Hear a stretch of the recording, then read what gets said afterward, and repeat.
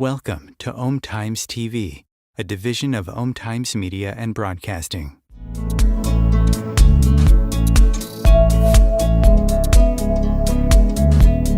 Welcome to the No BS Spiritual Book Club's live streaming interview series, where leading new thought teachers, speakers, and authors share the intimate stories behind the 10 best spiritual books that inspired them the most on their spiritual journey. From well-known classics to hidden gems you might never have heard of, the No BS Spiritual Book Club saves you time and money by sharing reliable recommendations from those who've walked the path before you. The No BS Spiritual Book Club, the only No BS guide to the best spiritual books to inspire your own journey of self-discovery. Here's your host, founder of the No BS Spiritual Book Club, Sandy Sedgbeer. Welcome to another episode of Face to Face with, which is brought to you by the No BS Spiritual Book Club. And this is where our contributors join us to tell us the stories behind the books that made the biggest difference to them on their spiritual journeys. And tonight we're face to face with lecturer, counsellor, coach, and advisor to business and government leaders, scientists, psychologists, and spiritual seekers, Penney Peirce, who also happens to be the author of an award-winning visionary series of guidebooks on personal and societal transformation. And her books include The Intuitive Way, The Definitive Guide to Increasing Your Awareness, Frequency, The Power of Personal Vibration, which is my personal favorite, Leap of Perception, The Transforming Power of Your Attention, and Transparency, Seeing Through to Our Expanded Human Capacity. Before we begin, two important things. If you have any questions that you wish to ask Penney, just type them in the chat window as we go along with your name and your location, and Sharon will read them out for us later in the show. So now, Penney Peirce, welcome. It's so good to be back with you, Sandy. And it's so good to be talking to you again. It's always a great conversation. Yes, it sure is. It is, yeah. And thank you for agreeing to share the stories behind, the picks. This is the fascinating part because, you give us your picks and you tell us a little bit about what was so great about them. But on these live video interviews, we really get to get some of the intimate details behind that, which is something that I really like, digging that little bit deeper. It's actually fun going back and thinking about these as well, and how that added to everything. So, I hadn't thought about it for a long time. I know, and I'm hearing this from everybody actually, saying, oh my goodness, it was a task or it was this, but once I got into it, I really found it a fun experience because you relive some of the times and some of the places that you were at back then. Right. Yeah. So I know you've said that these books were highly instrumental in helping you wake up and develop greater wisdom and compassion, and that there are common elements in them all. And you said you've integrated them into yourself over the years. And the common element is that they all have a quality of deep honesty, resonance with higher truth, and a succinct, personal, direct writing style. Is the writing style really important to you? It is, because, I tried to read like Alice Bailey and a lot of those really heavily esoteric books, and it just goes right through my mind. I know there's good information there, but the ones that really talked that we're able to translate higher stuff down to a really clear personal level, and not to waste words and not to get too egotistical around language. Those spoke to me, but they also inspired me about how I want to write. It's a style that, to me, it's very tactile. It's not just streaming through the upper part of the brain. It's actually coming down through the senses and the reptile brain and landing, and then once I can feel it, boy, I've got it.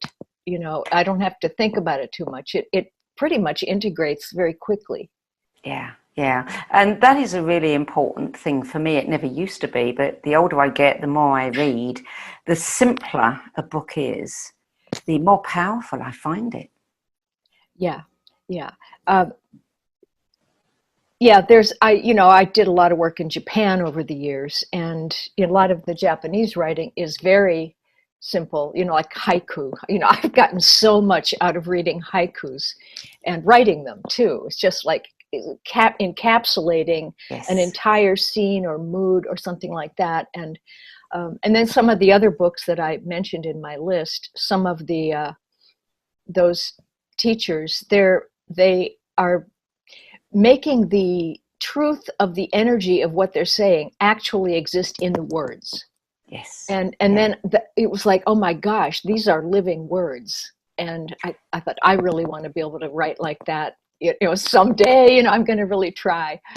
Yeah. So. That is so true. I was interviewing somebody last week who was talking about the transmission that occurs through words. Mm-hmm. And we don't often think about that part, but there is a transmission that occurs. And this is why books move us so much. Well, that's right. And language is alive. It is the breath, coming out of us. And that's why I'm always so fascinated with word origins. Yes. I want to go back to the core, like I said something in one of my books, Radical Truth or something, I don't know which, I think it was in Transparency, and say, well, what was radical? It's not like crazy, wild, weird, political. It means root. Yeah. So if you go back to say, what is the real core radical thing? It's the real truth, Yeah. I love that. Well, you've been a little bit naughty. What's so interesting to me with this book club is I said 10 and 10 only. Right. And people slip them in like, oh, well, I do like their other 3 books. Could you add them as well? Here's my other paragraph that has these other ones in there. Yeah. Yeah. So we've got a few of those sprinkled throughout, but let's start with the book that we put down as number 1, although I know that yours are not necessarily in order. They're not in any order, no. But this is a powerful book for many people, and that is Seth Speaks, and the Seth Material by Jane. The Seth Material, I think I was just, I was a designer before I got into doing all this. So I was in New York at that time, and I was doing design, and I happened to get that book. And it's like one of those wake-up calls, like I always had thought about that there were hidden reasons for things and mystical things behind it. I always believed in past lives, and for some, just for some reason. But when I started reading that, first of all, mediumship really struck a chord with me and felt real. I didn't question it at all. But partly that was because the content of what came through Jane Roberts was so authentic, but also it was straightforward, but it also had this like 1 degree different angle from the way I was thinking. And that I find is the way I really learn things. If it's straight on, but if it comes a little bit over here, then it goes click, and I really am interested and I get it. And that's what her stuff did for me. And it just opened up these concepts about levels of the self and so forth, that they were patterns of knowledge, patterns of thinking that opened me into a more interdimensional way of understanding life. So that was one of the first big ones, actually. Do you recall how old you were then when you came across that book? 20. Maybe. Yeah. And how did you come across it? Did somebody give it to you, or were you actively searching for books? I don't remember. I don't know that I was actively searching.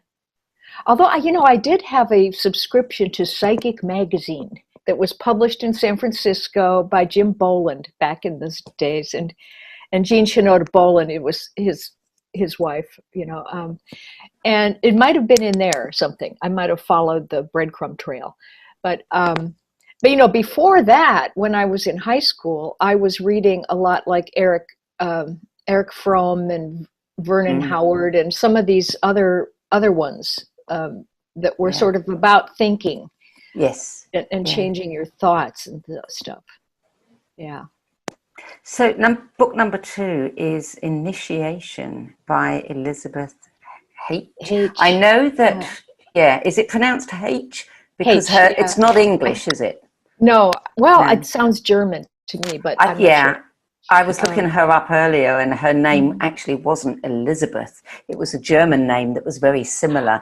So I did wonder about the pronunciation of her surname. Right, But that one was published in 1953. And what really? fascinated you about that one? And it was another one that came to me, sort of fell into my lap. I didn't know anything about this, and I started reading it, and she's recalling past lives in Egypt and a lot of the initiatory things that went on, and I'm like, again, it's almost like just remembering. Like I'm reading it, and it's like, oh, I know, just knowledge, almost like immediately reintegrating into me, and then shocking me that I would know this, like, who am I to know this? I wasn't doing any of this work then yet, and that's the way a lot of the early books were. And oddly, they were all very esoteric. The early books were highly, unusual. They weren't like a typical psychology book or something. But these things fell into place, and I think they aligned me or something. Again, when I was little, my father was the son of a Baptist minister who was forced to go to church like on Wednesdays and Sundays, and it was very proper and all of this, and he really rebelled against that. So when I was 5, my mother thought I should be going to church, so she took me over to the Presbyterian church, and I did not like it at all. I didn't like Jesus. I was scared of Jesus. I thought, why would all the little children run to him with that beard and everything? So they would put me in the basement of the church with all the little kids for Sunday school class, and I would go out the back door and go up into the balcony of the church and, count the mink stoles or the bald heads or whatever, entertain myself until it was time for them to come and get me again. And I'd run back down there and pretend like I'd been there the whole time. And so my mother said to my father, she is not going to church. And he goes, oh, leave the girl alone. She'll figure it out on her own. Thank goodness. So I think from that point on, I was like very leery about even saying the word God. I didn't want to say it until I knew what it was, and so a lot of these more metaphysical things started to come in, which I think was something that the soul, kind of set it up that way so that I wouldn't get drawn back into the church again, because a lot of my past lives are in the church, and I just wanted to broaden it out again in this life. So, and that's, I think, what happened. It was all this resonance to these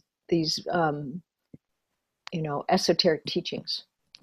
I read a word the other day that I'd never come across before. And I'm not it's one of those that I keep forgetting, and I have to go back and look at what it was. It's something like amnesis.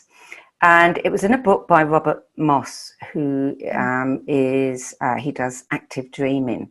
And he encapsulated with that word something that I'd puzzled about. I mentioned a couple of weeks ago in one of these interviews having an experience at a certain age when, instead of just looking and searching and seeking for information,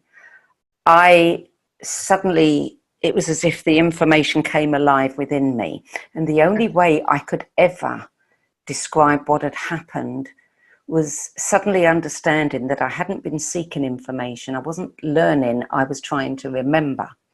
And that word amnesis is exactly what you're talking about. The experience you had with these books, and those ones that do that for us, I think are so important.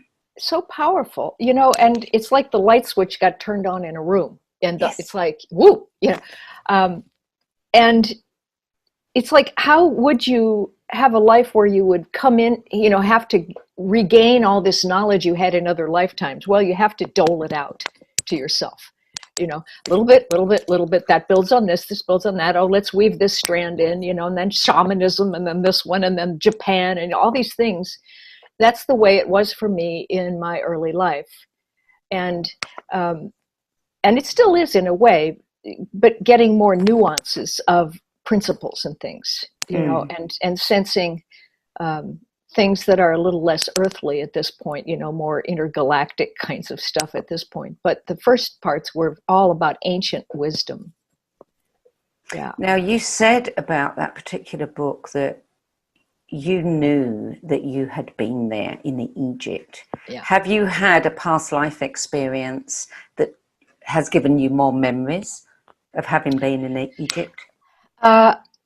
Yes, I've led 2 tours to Egypt, and I've been in the King's Chamber and the sarcophagus twice, and had phenomenal instantaneous visions and stuff from actually being there.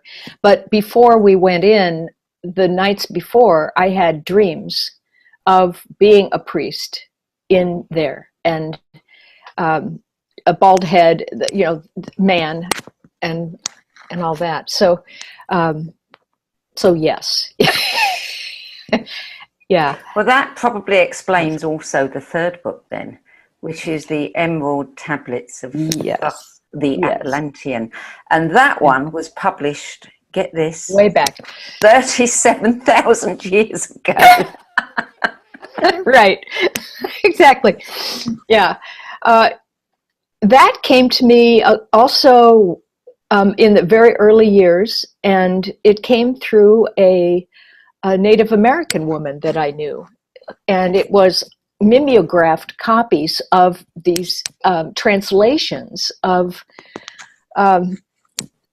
these evidently real tablets that were discovered in South America, and by the White Brotherhood or something, and it's an amazing kind of rhythm to the writing. It's like this, it's almost like Beowulf or something, it's got this thing, and as you read it, you just kind of go into this trance state almost, and start remembering these things. At least I did. And wow. It is very much the early, what I think of the Hermetic teachings that came to Egypt, but it's Atlantean and before, a lot of very high kind of knowledge, and what happens, I think, when you are initiated into higher states and you are moving between dimensions and things like that. So it's pretty far out, but there are some gorgeous quotes in that book as well, single quotes that are just like, you read one quote and you go, oh. Do you remember any of them? No, not offhand. I've put some of them in my books, it's interesting. I was checking into that particular book, and of course it was translated in 1925, and you're right. Mm-hmm. The translation was published solely through the Brotherhood of the White Temple. Yeah. And what the Wikipedia always makes me smile. Wikipedia said that the Emerald Tablets is a 13-chapter fictional work of New Age philosophy written by Maurice Doreal in 1939. Yeah. Right. It will not accept that it could be real. Mm. Right. Or that the Course in Miracles, could be done that way too. Yeah. But it's very beautiful. Is it easy to read? Yes. Mm-hmm. It is. Easy to read. Because I tried reading can't remember what it was called, but the Haich book, and I just found that so convoluted. Yes, and like the Urantia book and some of those things are, kind of like the Alice Bailey thing. There's a lot of stuff in there, and it's very confusing to me. Just not quite simple enough. Yeah. Well, our next is actually more than one book. This is where you started slipping the extras in. This was the Starseed transmissions, the return of the bird tribes, and the third millennium, and also Vision by Carey. So what did you like so much about his books? It was another person delineating the same visions that I had had, almost somehow down to the same phrases and words. And I was like, oh my gosh. And again, but his are about like what is happening on the planet, what is going on now in this time. And it's almost like I had slightly forgotten why I came here and what was going to be happening and how exciting this lifetime would be, and that I'd been waiting a long time to live this life. And he helped me remember that and really get back into my alignment with my life purpose, maybe, but he Carey was a farmer, and I think he lived out in Missouri. He was not in the city at all, and he had gotten sick, and he started to get this kind of download, and he just typed it out. And some of it is exquisitely beautiful, very poetic, and yeah, it's. And are some of his, prophecies coming to pass? I think so. It's not like he had specific prophecies about this will happen then, but it's like the process of what we are going through, which I have to explain in all my books about transformation, that, that there is a very much a bigger process going on, and it is very positive. It's not a frightening thing when you feel it. It's like what we've all been waiting for. You said something to the effect of, this is the lifetime that you've waited a long time for. Right, yeah. Is it turning out like you hoped or expected? I didn't know what to expect. But every time the next chapter of something happens, or the next book comes through to want to be written, then I go, oh, I see why that's happening now. Like the whole, pandemic thing that we're experiencing at this point was a surprise, because the first of this year, I was like so excited about the year. We're going to have expansion and everything. And then this happened. And then I thought, well, this is expansion. This is us clearing ourselves of all that's in the way. So many people are getting a chance to really choose the kind of reality they want. And it is instrumental in, the transformation process. It's like, I couldn't have designed anything better. It's, it's so weird though, because things often look one way and then they really act and have an opposite result. Yeah. Well, I keep track of the astrology, and yes, it was, of all the things that I would have expected, and there were many, your imagination can come up with a lot of things. We're a very creative species, but this was not one of them. Right. Right. Yeah. So number 5, and again, you slipped in quite a few there, is it's hard to pick one. The Carlos Castaneda series. Right. I mean, they all go together. There's not one that stands out over another, but that whole series, I think I've read 3 times. It is, basically about shamanism, but it's also about multidimensional reality and just, so many concepts in there, and dreaming, and the reality, daily reality being a dream, and so many things that it woke me up again. Yeah, I remember where I was when I was given the teachings of Don Juan. I was on my very first trip to see my sister in Canada, and I'd been saving for this trip for a long time, and she'd arranged all kinds of wonderful journeys, up the Inside Passage and driving back down through Vancouver. And she gave me this book to read, The Teachings of Don Juan. And then she did nothing but moan at me, because in the car, I'm not looking at the amazing scenery. I've got my head stuck in this book. And I just thought, well, you've given me this book, and I'm sorry. Yes. it's, you know, it's taken me somewhere else. Yes. Yeah. I remember I actually got to meet Carlos Castaneda back, I don't know even when that was. And it was so surprised at his physical. He's just kind of a nice, you know, slightly plump, shortish guy, really nice guy, very private. But I heard so that he finished up living in Westwood in LA, and that just doesn't compute. You know, he should be in New Mexico or Arizona or the desert or something. Where it was LA. Yeah. Yeah, yeah. So, did you learn anything from him? No, just the presence, you know, just like feeling the presence of someone, which is, I guess you learn from that. Things are transmitted. You know, I had a whole phase of studying shamanism and all that goes with that, you know. So, and then I realized, well, I'm not supposed to just be one thing in this life. You know, I'm not going to just be a shaman. I'm not just going to be a priest. I'm not going to be a whatever. I'm synthesizing. Yes. So I explored so many things and then added it into the hopper. It's like, I think of it like making a stew, you know, like I had to activate things, move on to the next one, put everything in perspective, you know, and see how it all fit together.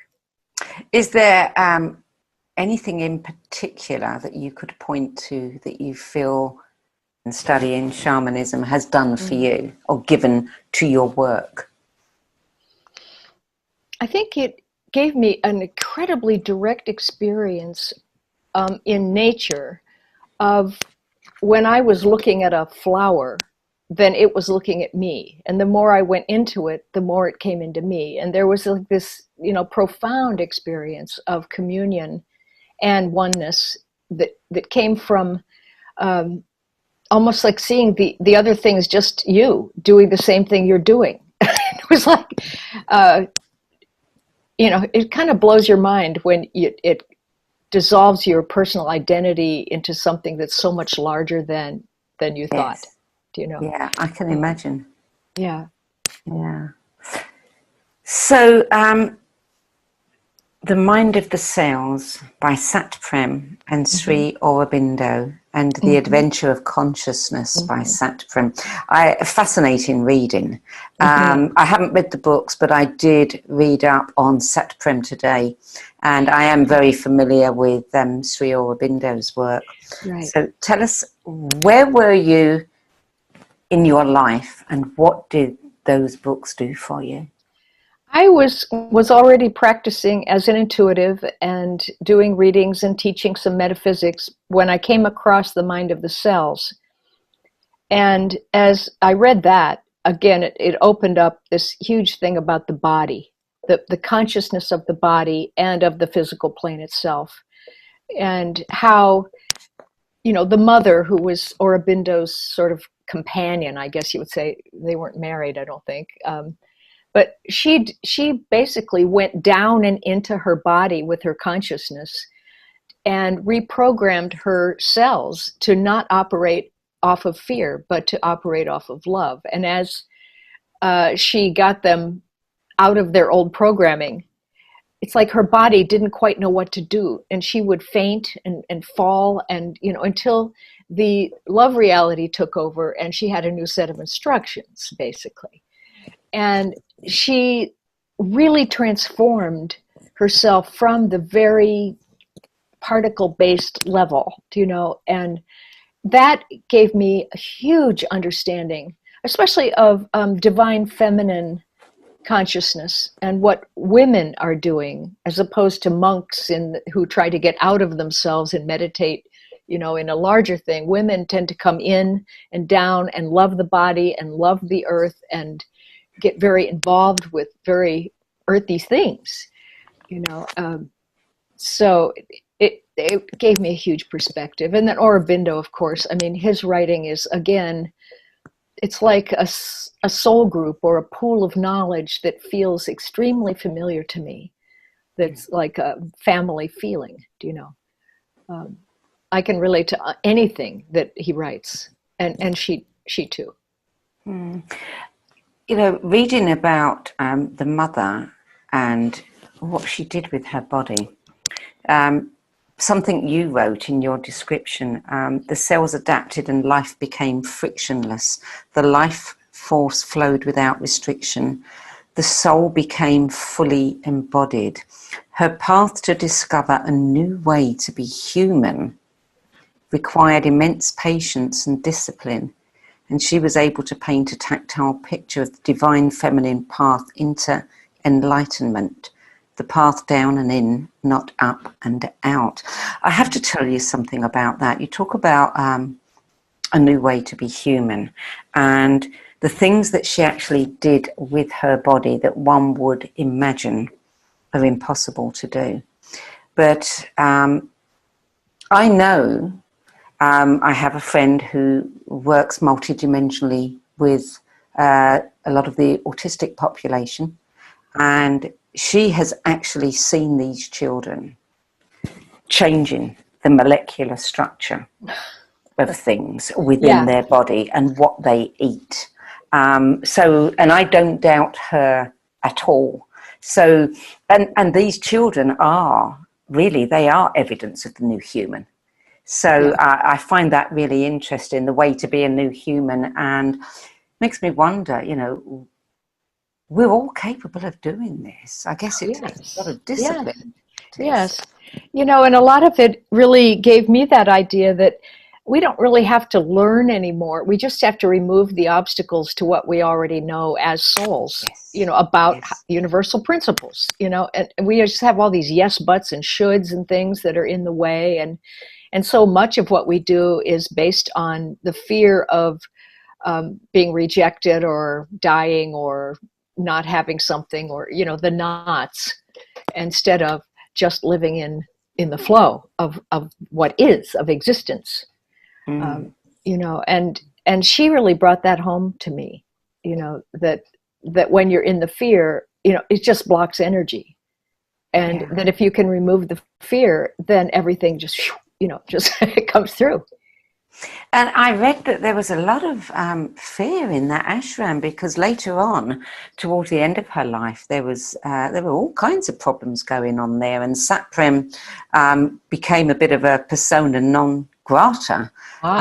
He thought that several of the ashram sadhaks did not want the mother to continue her life, and there was something that I read that said that when she actually died, her body was buried in the second chamber of Sri Aurobindo's samadhi in the ashram courtyard, and that something that when they actually, something happened to the vessel that was her body, and some of the people in the ashram said that she attained a supramental body, and what remained was the residue, like the empty cocoon of a caterpillar after it has become a butterfly. I mean, that's mind-blowing. Yes. Well, yeah, I can imagine. She, you know, basically going against all the teachings and doing something entirely different, really. You know, so for that, you have to congratulate her for being, you know, and such an innovator. Yeah, for sure. Are those books easy to read? Yes, very easy to read. Yeah. Yes. I'm glad to hear that. Yeah. They're going on my list. Yeah. So, number 8, I Am That by Sri Nisargadatta. Gardata, But tell us about that, because you've said in your description that you're not particularly drawn to gurus, but he was an amazing person. Yeah. No, I'm not really into high priests and gurus and anything like that. But this guy, I mean, I think he ran a tobacco shop or something for a while. And I don't know that much about him, but the book is basically, it's a lot of conversations from students asking him questions and then him answering. And they're simple, profound kinds of examples and teachings that come through in sometimes a single sentence. And again, this is one of the books where the words carried the energy. You could feel where he was while he was talking. You could feel the state he was in while he was answering. And it's a bit like the Emerald Tablets too. There's layers of meaning in each sentence. So you have to read deeply, pay attention, fall into it. And it's an amazing book. For someone who's not into gurus and priests, there are a few of them in your list. Yeah, well, yeah. I just don't want to worship individual people. I think that that anybody is capable of that. I remember once I didn't really, I told you I was kind of afraid of Jesus, and I didn't really get connected up to Jesus until I was in my 30s, where I had a picture of him from Mount Shasta. I'm sure people have seen it. It's supposedly a photograph that appeared in South America somewhere, and it's kind of like the eyes follow you. And I had it up on the wall, and I was just looking at it. And then I would say I would sometimes stop and stare at it. I'd say, "Well, let me serve you," or I would say something. And then he would say, "Let me serve you." And it would just always be the exact same intonation, the exact same words, like until it just became a joke. Like, okay, I get it. Like there's not that much difference between anybody. Like don't put me up on the thing because we're the same. It's just like the flower in nature. You start to go into it and it becomes one. Yeah. Yeah. But yeah, so I found that with like with Nisargadatta, it just felt like a regular person. I like that. Yeah. Well, we're all regular people, aren't we? Every Yes. single one of us. Yeah. Yeah. So, number 9, Awakened Imagination, another trio, actually probably more than a trio. Right. The Power of Awareness, The Neville Reader, etc., by Neville Goddard. Now, I have to confess, his name has been coming up so many times lately. I had never come across it in the past. So tell us a little bit about Neville Goddard, who's no longer with us, I believe, Right. and what it is about his books and why they're coming up now. He, I think he was from the West Indies and got involved with the New Thought churches and teachings. But his way of describing things was so simple and clear, universal principles, that you could use in everyday life. He also had a way of interpreting the Bible in a way that talked about how this passage meant something about consciousness. And then I was like, oh, I get it. This is really useful to me. It's not just words. Very humble guy, clear writing. I want to say, I think he might have died in 1971. So he was more contemporary. 72 he died, yeah. 72, okay, somewhere right there. Yeah. And no, I just think he's a very underappreciated spiritual teacher. And I love his books. You say that his books teach us the nuances of working with perception, mental, emotional, and physical in the present moment. And perception is something that I think many of us don't give enough credit to. And you've written about perception a lot. And it's one of those things that has endlessly fascinated me throughout my life, how we can all look at the same thing and come away with a completely different opinion about it. And tell us about some of the nuances, as you say, of working with perception that you got from that book.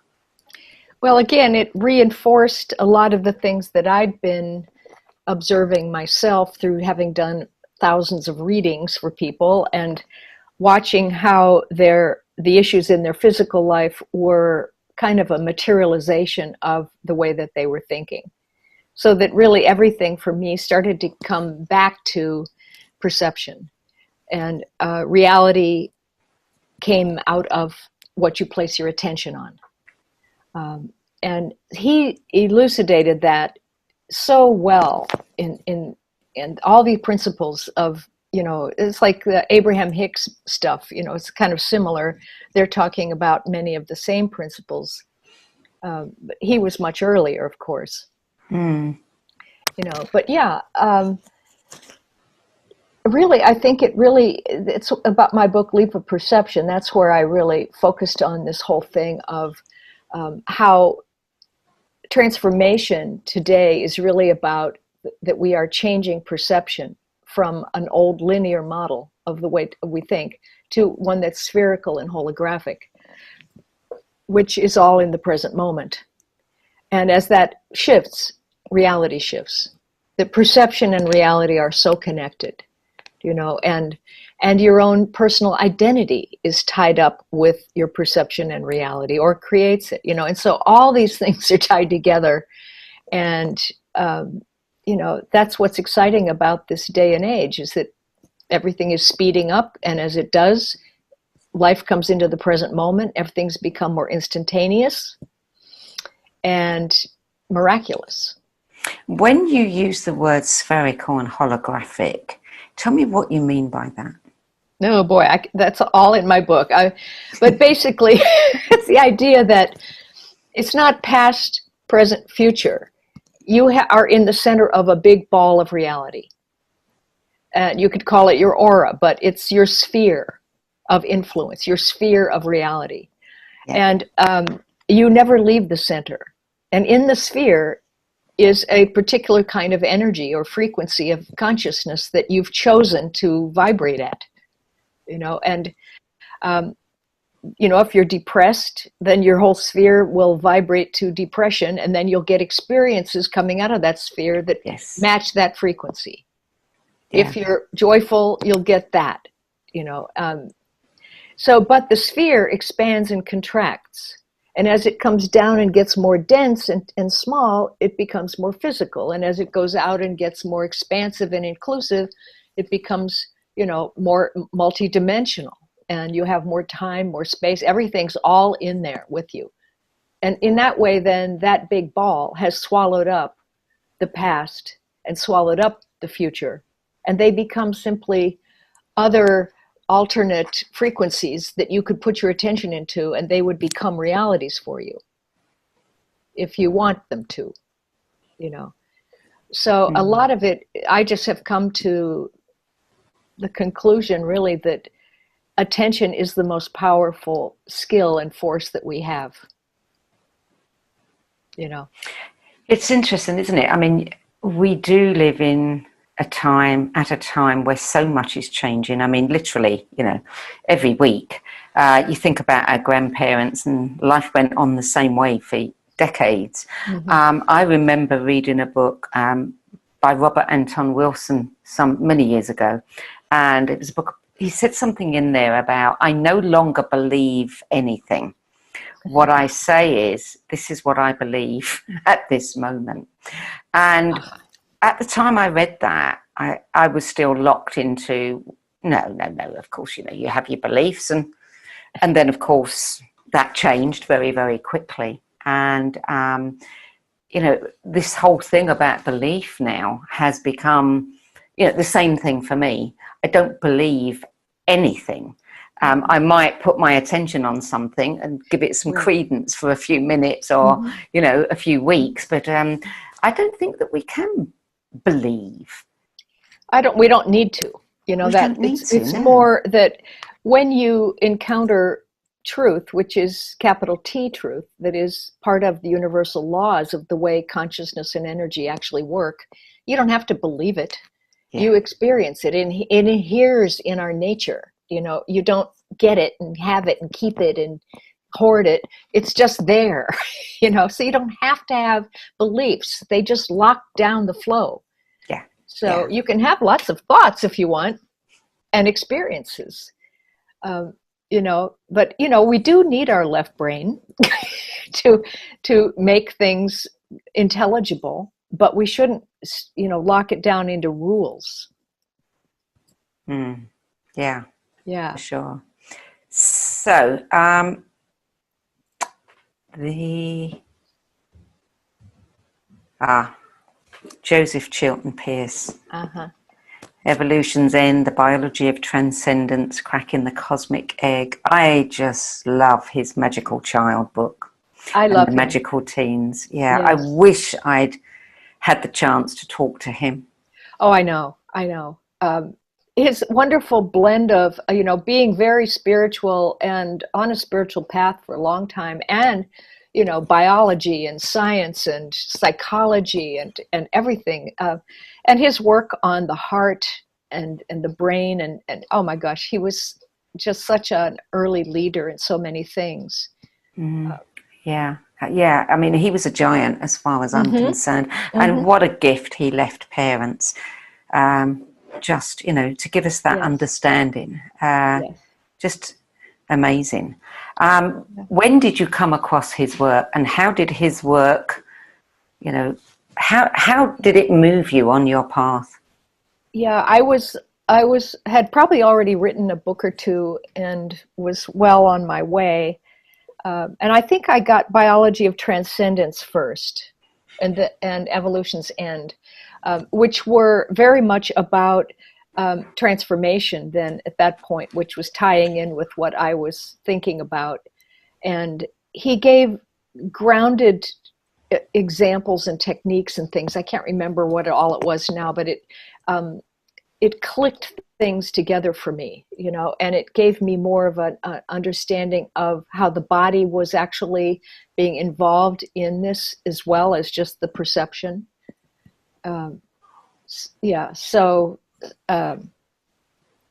He combined the physical and psychological with the spiritual in such a really wonderful way that I think set an example for me as well. And I think he, the way he wrote too was so accessible. Yes. Yes. Yeah. So you slipped in a number 11. Actually, it's probably number 21 to really count them up. Good job we don't have a big board saying, no, you can't do that. The Great Initiates, A Study of the Secret History of Religions by Edouard Chouret. Yeah. Okay. Yeah. Like I say, it's not a popular book, but it was a book I had very early on, even before I got involved in any of this, where I was like, I wanted to read about Moses, or I wanted to read these different people and see what their lives were like and what happened to them that they, opened up like this and had these lives of such impact. And I forget who all's in there, but there's like these great stories about them all.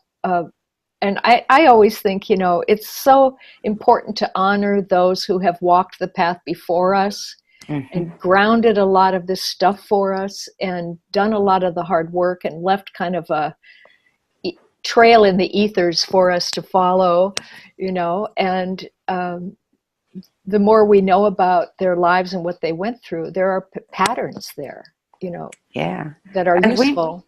We can relate to them better. They become human rather than gods or, icons or, whoever. They're known as who they are rather than what they did.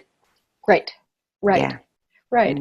Because I think, again, we're talking about how everybody has this capacity in them to become, like a master, if you want to use that term, but to have the soul embody it's like, ascension, you turn into the thing you were meant to be, from the sort of negative side to this like glowing genius, expansive, beautiful person. And when the fear goes away, and that's a fascinating thing. I do remember, I forget who told this story, but that Jesus's disciples, each of them had a character flaw, and that after the ascension, the Holy Spirit coming down, they turned into their opposite gift. Like doubting Thomas became the strong one, and John, the beloved, had been the angry one, and and that we have that capacity to change the polarities within us and integrate into something that's even greater than those two opposite things. You know, and that fascinated me as well. You know, it's like, oh, what could you become? You know. You know, I think I'm going to hold a little private competition here, because along with all the books, you then said, I want to mention a few other authors who affected me. Sorry. And you did it so well in one paragraph. You're right. And you know, we have to briefly just talk, you know, go across them, just because I think it's a good idea to, you know, Barbara Hand-Clow, David Spangler, Zechariah Sitchin, Lyle Watson, love Lyle Watson's book. I mean, there's so many. Michael Brown, Presence Process. I love him, yes. Another one coming out of the soul group, you know, that's similar teachings and stuff. Yeah, so, and you said that you're grateful to all the clear-minded, beautiful writers who shared themselves so authentically. So, you know, I'm not going to tell too many people, other than those that watch this, but I'm going to hold a little silent competition and see who outdoes you with the number that they... Well, I started reading the other people's stuff, and I go, oh, I wish I'd put that one in there, you know. Like, it's funny to see how many people that I actually know who we had some of the same books. It's great. Yeah. It's a fascinating exercise for me, and seeing which books come up again and again and again. And also, you know, if I sit and try to guess in advance, you know, who's going to come up with which books, I'm always surprised. Always. You know, there's always a little surprise in there. So it's endlessly fascinating for me. If you could pick just one of the, we'll call it 11 books, to give to someone who you care about deeply, who's starting out on their path, which one would it be? Probably Ken Carey's books, I think. Just, they're very beautiful, they're very simple, and they're inspiring, and good for today, I think. I always like to go to an overview and get a sense of like what is really happening, and then drill it down and bring it down into the physical and say, and how, you know, what's going on and with the mechanics of it all. But Carey's books give that sense of this overview, so we don't go crazy thinking that the world is running amok, that there is a plan, you know, things are unfolding according to a larger vision that is, I think, held by a lot of beings together. There's nothing's by accident, you know, and I do think things are being regulated from a higher level.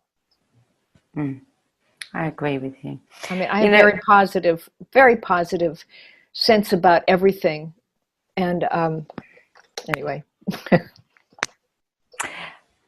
Your books, I want to talk about your books, because I read a lot of books, and there are few authors that I come across that I can say I love every book they produce.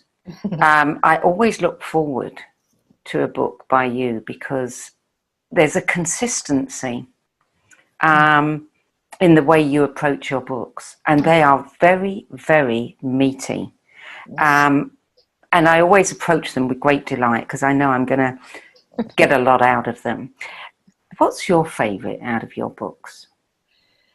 A Leap of Perception, I think. Of course, that's the one that won all the awards as well, you know, but it's not as popular as Frequency at this point, but I think it's the most important and in a way transformative. And Transparency after that really is like a deeper dive into what's going to happen as we get clear, you know, and what might life be like when more than a few people have become more transparent and are open and can see through things and allow themselves to be seen, you know, and how will various specific things in society transform, you know, like government, or I tried to go through certain kinds of things and see how would business change, how would marriage change, how would how would the thinking be different. Yeah, and that is a great book, and it's a very timely book, and it's the sort of thing that I would recommend to anyone who says, I don't understand what's suddenly happening all around me. I think it really gives a really good picture of what is going on and why. Yeah, thank you. Yeah. So before we open it up for questions, we always ask our 10 best contributors to give us these 3 to 6 short descriptors, and you've already given us yours. You gave us 3, which was writer, author, intuitive, and you're being very formal there. And I want to know, what are the descriptors that you would use, maybe not so publicly? What are the things that your friends might describe you as? Something a little bit more intimate, so that we get to know Penney behind the books. Gosh. Some of the things kind of go together. It's like I like gardening and plants, and I like to cook, and I like interior design and creating harmonizing harmonious environments, beautiful environments, and that includes nature and landscaping and things like that. So I don't know what you would call that, but it has something to do with a sense of connection with homey type things that are beautiful, and like that. And I would say reverently irreverent, or irreverently reverent, one or the other, because I like that. I don't like things to be too precious. Everything is beautiful and precious, but also let's not make it so special. Stick it behind glass. Right. I like the Buddhist term, nothing special, everything special kind of thing. So I'm not above poking fun at certain things, or doing things that people wouldn't think a spiritual person would do.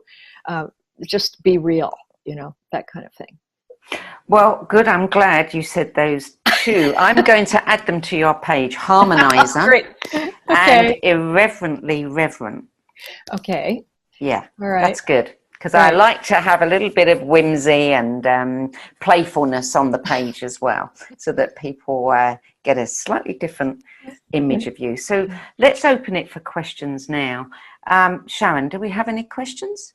Comments? Yes, we do. Jane says, I don't think we're meant to be followers anymore. So that was back when you were, I don't remember, with one of talking about gurus. Gurus. Yeah. Oh, yeah. Yeah. That was one of hers. The next one is from Frances Mary. It's extensive, so give me a minute to read this. I absolutely love this interview. I would love to sit with a cup of tea with you 2 ladies and continue this conversation all night long. I was raised a strict Catholic, and when everything was falling apart, I couldn't figure out why, because I was doing everything I was supposed to. It was at that point that I surrendered and unexpectedly gave the universe permission to show me a different way, and I grabbed it. From that point, my thirst for spirituality was unquenchable, and I jumped into the deep end of metaphysical pool. The most amazing, incredible books, people, experience, etc. show up, no drugs involved, and I finally found home, connecting with who I was as a child before being shut down. I don't know what my next what my next is as we go through the day of the earth stood still, which is as challenging as it can be, is the most stunning, brilliant experience to bring the entire planet together, along with the forthcoming disclosure to assist us. Thank you for this fun, intelligent conversation. Oh, that's lovely. And who was that? Nice. This is from Mary, Frances Mary. That's lovely. Frances Mary. Yeah? Frances Mary. Thank you, Frances Mary. That is really lovely. Penny, is there anything you want to say? Well, there's no question exactly in that, but I think that that a lot of times we may bring in karma from other lives where we've been in religious situations. Like I always think of it like being a monk inside the walls of the monastery and not being able to see out into the marketplace or into the world. And that's a wonderful kind of safe and deep sort of experience. And then in the next life you say, yeah, but I want to go out and see what's going on now. What's beyond the walls here. And I think that often we'll bring in a bit of religious karma with us about dogma and structure and rules until we get to a certain point where we realize that I'd like to expand beyond that, not negate it, but there's more that I want to add into the picture. So I'm not against anything, but I do feel like sometimes religion has locked down into beliefs some of the direct experience of the universal laws that we could have if we just pay attention really well. Mm. Any more, Sharon? Yes, Jane also said that frequency was a life changer for me. Thank you so much. You're welcome. I'm glad. Yeah, that was a standout for me. I think it was the first one of your books I came across. And I actually, after I read it, I was at the Bodhi Tree bookstore in LA when you were giving a talk about it. Oh, yeah. I remember that day, that night. Yeah, I remember that. Yeah, it really did. For me, it was exactly what I needed to read then. It just affirmed so much. Mm-hmm. Yeah. Amazing. Yeah. Have you got another book on the go? Yes, but I can't say anything about it yet. But it will be like a further dive into transparency and how to work with certain things that are affecting that right now in the world. When will it be out? Well, I don't know, because I'm just writing it now. I'm just outlining it and getting it going now. So. Okay. Yeah. Sharon, anything else? One last one, it says. This is from Ina.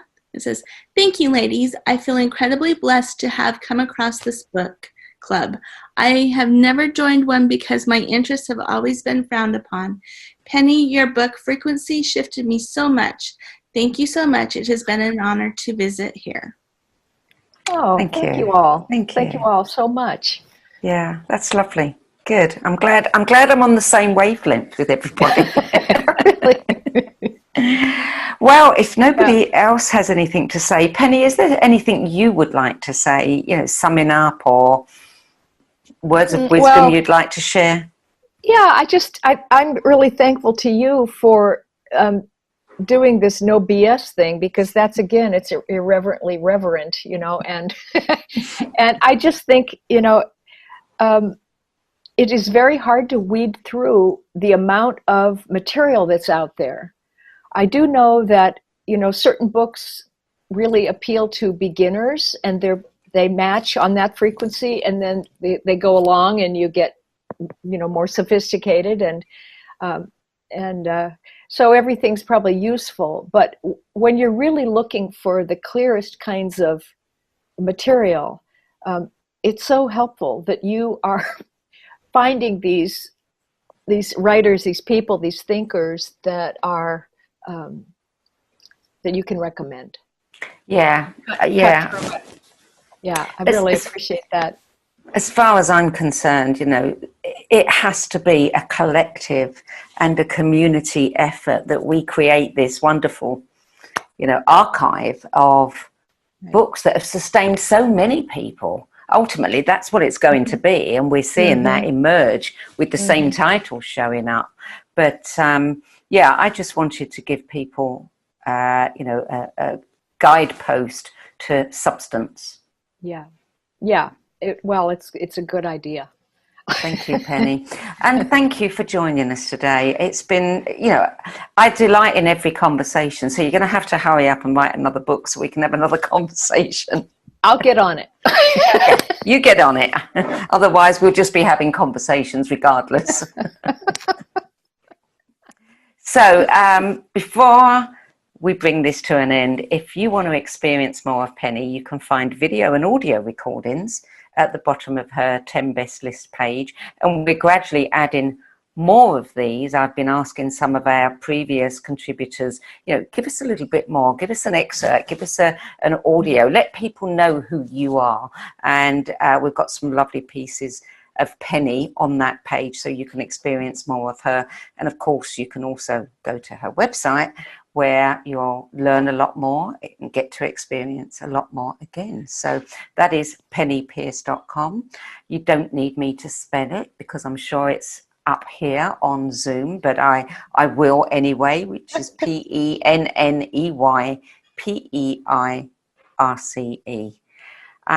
So thank you, Penney. And thank you to everybody for joining us. If you enjoyed this episode, then we'll be posting it on our social media pages. And if you want to share it with your friends, please feel free to do that. And we'll be back at the same time next week, when I'll be face to face with the beautiful David Primau. I hope you'll join me. Till then, Penney, thank you. And thank you to you for joining us. Till next week.